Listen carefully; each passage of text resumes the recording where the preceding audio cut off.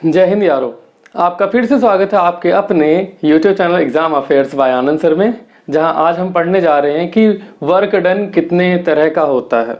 ठीक है, जैसा कि मैंने यहाँ टॉपिक लिख दिया, टाइप ऑफ वर्क डन। कई बार आप देखते हैं कि आपने बहुत ज़्यादा फोर्स अप्लाई किया तो है, बट कारण है ना, बट हुआ क्या, काम हुआ ही नहीं। साइंटिफिकली देखा जाए तो काम हुआ ही नहीं। तो ऐसे कितने तरीके हैं, क्या क्या चीजें हैं, उसको जानने की हम कोशिश करते हैं। पहला जो टाइप बन रहा है वो है positive work done. Positive work done. Positive work done कब होगा? जब देखिए आप फोर्स लगा रहे हैं, फोर्स आपने लगाई और ऑब्जेक्ट उसी डायरेक्शन में डिस्प्लेस कर गया। जिस डायरेक्शन में आपने फोर्स लगाई है, ऑब्जेक्ट जो है उसी डायरेक्शन में अगर डिस्प्लेस कर गया, इसका मतलब आपने बहुत अच्छा काम किया, आपको हो सकता है इनाम मिल जाए, यानी पॉजिटिव वर्क डन हुआ है। यानी अगर इसे हम देखें, when the object is displaced in the direction of force applied, यानी तभी आपको इनाम मिलेगा भाई। यहां पे देखिए क्या है कि एक बॉक्स रखा हुआ है, एक बॉक्स रखा हुआ है। अब ये एक बच्चा इसको धक्का दे रहा है, ठीक, इसको धक्का दे रहा है और इसी डायरेक्शन में फोर्स है, फोर्स इस डायरेक्शन में लगा रहा है और डिस्प्लेसमेंट भी कुछ टाइम के बाद डिस्प्लेसमेंट इधर हो गया, ठीक है, डिस्प्लेसमेंट इधर हो गया। इसका मतलब क्या है, ये पॉजिटिव वर्क डन हो गया, यानी बहुत बढ़िया काम किए हो आप। अब आगे समझते हैं नेगेटिव वर्क डन कब होगा। नेगेटिव वर्क डन बहुत ही इजी है, बहुत ही आसान है, उसे देखते हैं नेगेटिव वर्क डन कैसे होगा। यहां से मैं कुछ ही चीजें हटाता हूं। Negative work done, negative work done ये कब होगा, ये कब होगा? when the object is displaced in opposite direction of force applied। कहा समझे हैं, कहा समझे भैया? यहां क्या है, नेगेटिव वर्क डन कब होगा? जब ऑब्जेक्ट जो है डिस्प्लेस हो जाए लगाए गए फोर्स की अपोजिट डायरेक्शन में। कैसे, देखिए ना कैसे, यहां से ये रही पहाड़ियां, माउंट एवरेस्ट है, ऐसा समझो कि माउंट एवरेस्ट है।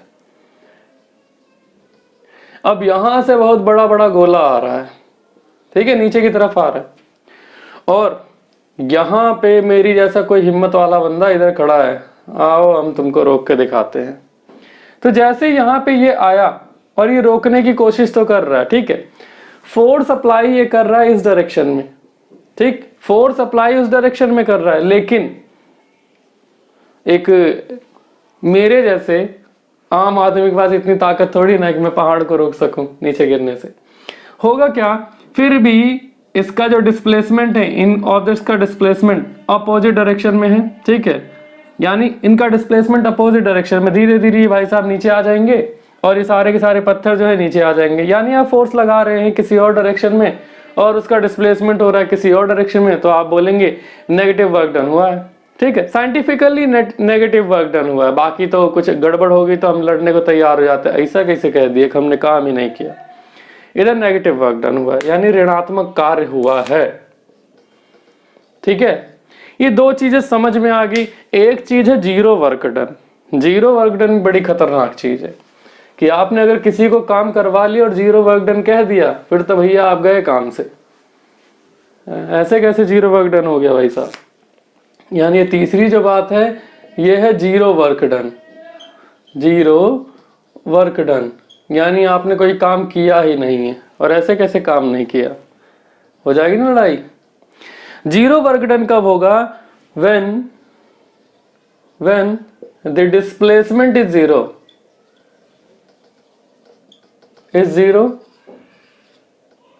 ठीक है, डिस्प्लेसमेंट अगर 0 हो जाए या फिर फोर्स 0 हो जाए और फोर्स 0, दोनों में से कोई एक चीज होगी, या तो फोर्स 0 हो जाएगा या डिस्प्लेसमेंट 0 हो जाएगा, बात खत्म। मल्टीप्लाई करोगे आप फटाफट से, उसके बाद आपको क्या मिल जाएगा, 0 मिल जाएगा, 0 मिल जाएगा। कहने का क्या मतलब है, कभी आपने एक कुली लिया, कुली, और कुली को बोला ले भैया रख सामान और ये सामान यहाँ पे ले आके छोड़ दे, इसने ये सामान इधर छोड़ा, सामान इधर छोड़ा। अब साइंटिफिकली देखा जाए तो कुली ने कुछ काम किया नहीं, लेकिन ऐसा बोलना नहीं कुली से भैया, वरना इतना मारेगा आपको नानी याद आ जाएगी। मतलब क्या है कि सामान सर पे रख के आगे की तरफ ये लेके गया, तो सामान एक फोर्स लगा रहा था। कौन सा फोर्स लगा रहा था, mg। mg कहाँ, नीचे की तरफ। और कायदे से देखा जाए तो कुली को ना नीचे की तरफ लेके आना चाहिए सामान को, ठीक है, धरती में घुस जाना चाहिए, लेकिन ऐसा हो नहीं रहा है, ऐसा हो नहीं रहा है, कुली आगे की तरफ जा रहा है।